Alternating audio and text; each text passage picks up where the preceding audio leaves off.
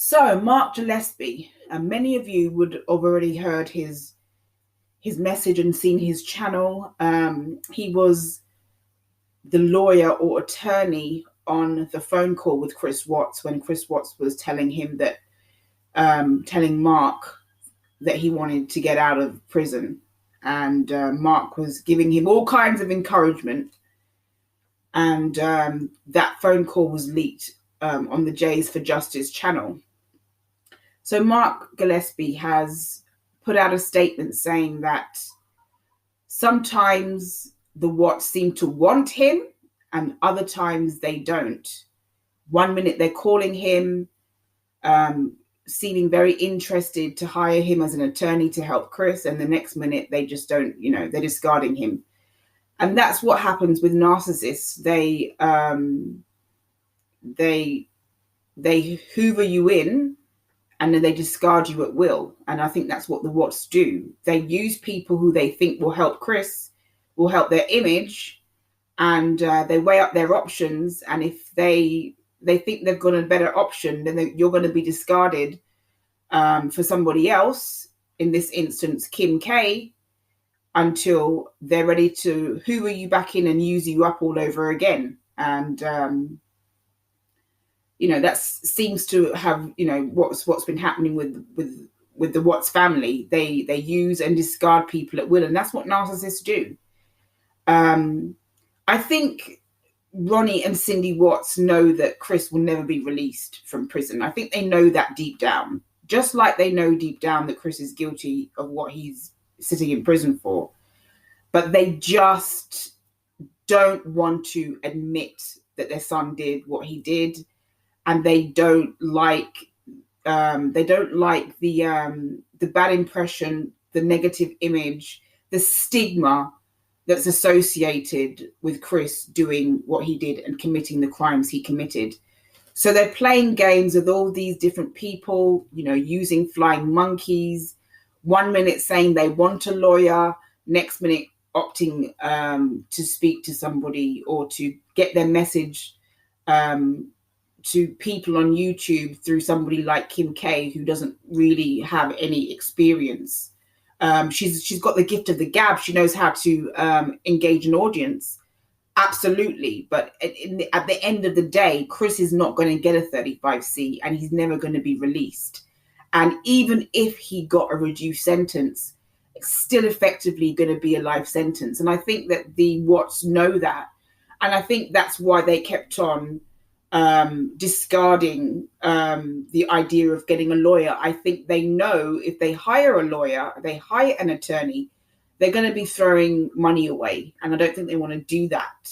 And even if a lawyer or an attorney decided to work on Chris's behalf for free, I think they both know deep down that nothing is really going to happen in terms of him ever getting out of prison.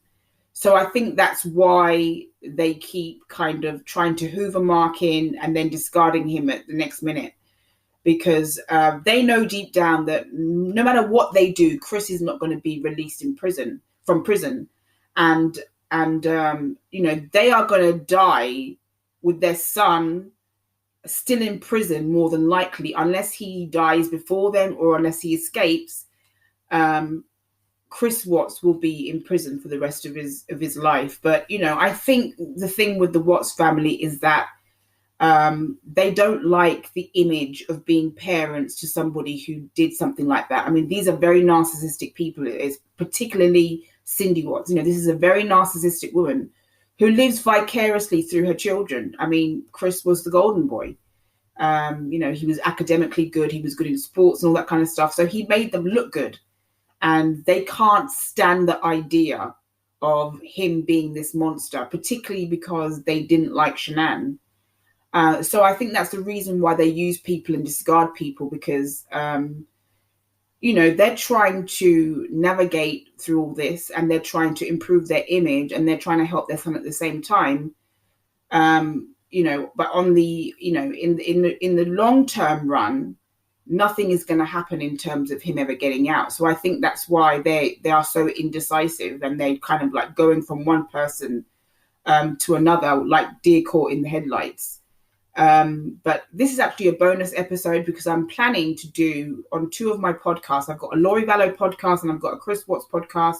I'm planning to merge all my sections of the Chris Watts podcast together, and I'll just upload the full episode. So all the episodes that I've put out on Chris Watts, I'm planning to merge them together and upload the Chris Watts podcast as a full podcast that you can just listen to, or anyone can just listen to anytime they want, and they have it in full instead of having to go from episode to episode, and it broken up in bits.